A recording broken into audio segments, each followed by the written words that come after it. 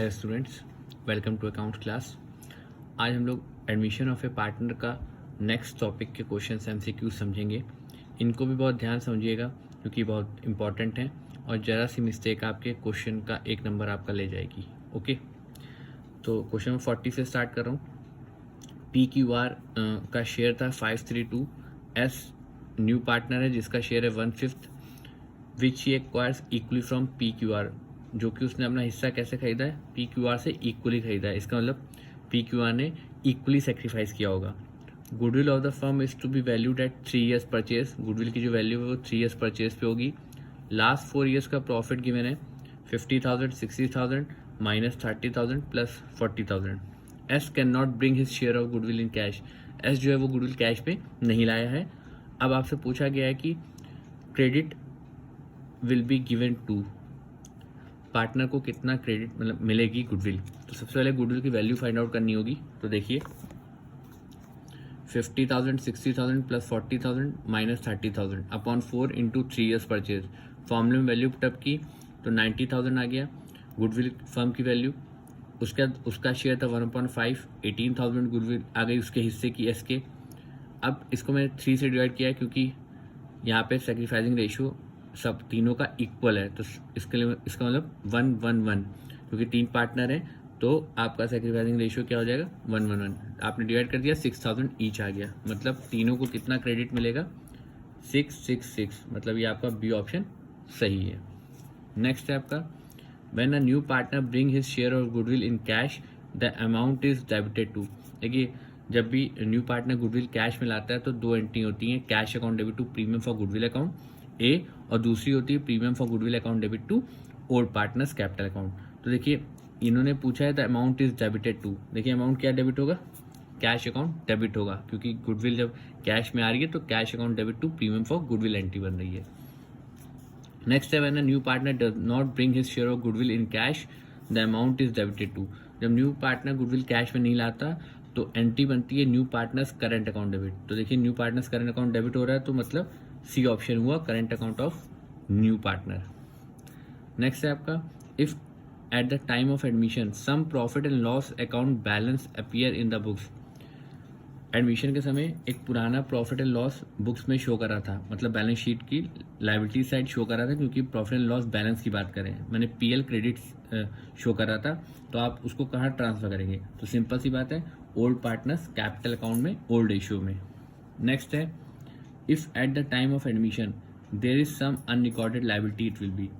देखिए अनरिकॉर्डेड यदि लायबिलिटी है तो सबसे पहले आप लायबिलिटी साइड लिखते हैं, और लायबिलिटी साइड लिखेंगे मतलब लायबिलिटीज बढ़ जाएंगी, तो मतलब रिवैल्यूएशन अकाउंट के डेबिट साइड लिखेंगे। तो देखिए ऑप्शन होगा debited to revaluation account. Next है A B share profit and losses equally, they have 20,000 each as capital, दोनों की 20,000 कैपिटल है। They admit C as equal partner and goodwill was valued at 30,000। उस समय गुडविल की value क्या थी 30,000 रुपये। C is to bring in 30,000 as is capital and necessary cash towards his share of goodwill. Goodwill account will not remain open in the books if profit on evaluation is 13,000. Find the closing balance of the capital account. देखिए आपसे closing balance पूछा गया है capital accounts का, तो देखिए इसके लिए पहले वर्किंग नोट्स करने पड़ेंगे आपको जल्दी से। ए बी सी की आपने पहले तीनों की कैपिटल लिख ली ओपनिंग। रिवैल्यूएशन का प्रॉफिट 2 लोगों में बांटा क्योंकि 13,000 का प्रॉफिट था, दोनों का रेशियो इक्वल था पुराना, तो 6,500 ऐड कर दिया। अब गुडविल जो 30,000 पे फर्म की है उसमें उसका हिस्सा कितना है 1/3 न्यू पार्टनर का, मतलब 10,000 आ गई उसके हिस्से गुडविल। इसको सेक्रीफाइसिंग रेशियो में बांट दिया, सेक्रीफाइसिंग रेशियो क्या होगा इक्वली होगा क्योंकि उनका ओल्ड शेयर क्या था इक्वल था, तो 5/5 में बढ़ गई। ऐड कर दीजिए मतलब ए की 31,500, बी की भी 31,500 और सी की 30,000। देखते हैं ऑप्शन में कहाँ पे है, तो आपका ये ऑप्शन है ए जो कि सही है। In the absence of an express agreement as to who will contribute to a new partner's share of profit, it is implied that the old partners will contribute in their old profit sharing ratio। Simple सी बात है old partners old profit sharing ratio में ही contribute करते हैं। इसके बाद next 48 when a new partner brings goodwill in cash it is credited to. देखिए जब न्यू पार्टनर गुडविल कैश में लाता है तो मैंने भी आपको बताया था कि दो एंट्री होती हैं, cash account debit to premium for goodwill और premium for goodwill account debit to old partners capital account.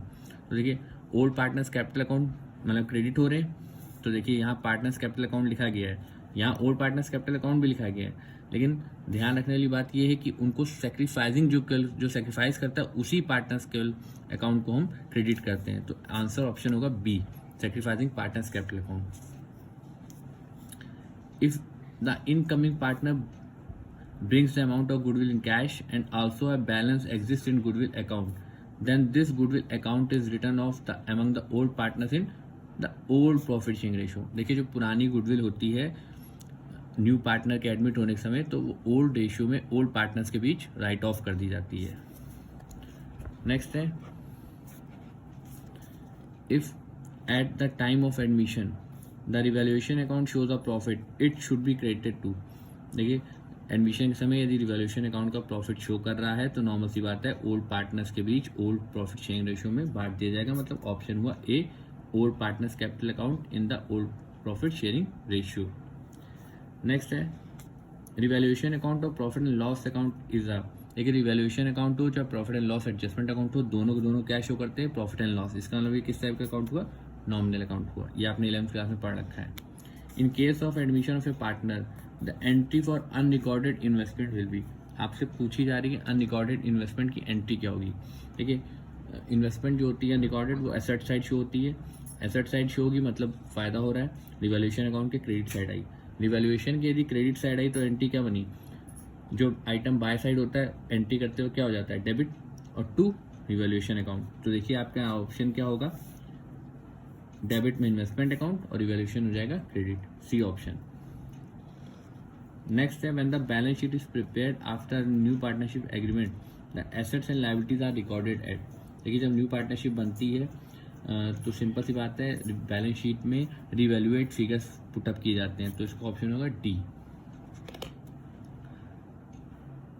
Next है, goodwill of a firm of A and B is valued at 30,000 रुपये, it is appearing in the books at 12,000। देखिए goodwill of the firm थी 30,000 रुपये, उन्होंने books में show 12,000 रुपये का रखी है। ये जो बुक्स में शो हो रही है ये ओल्ड गुडविल है और ये गुडविल ऑफ द फर्म है।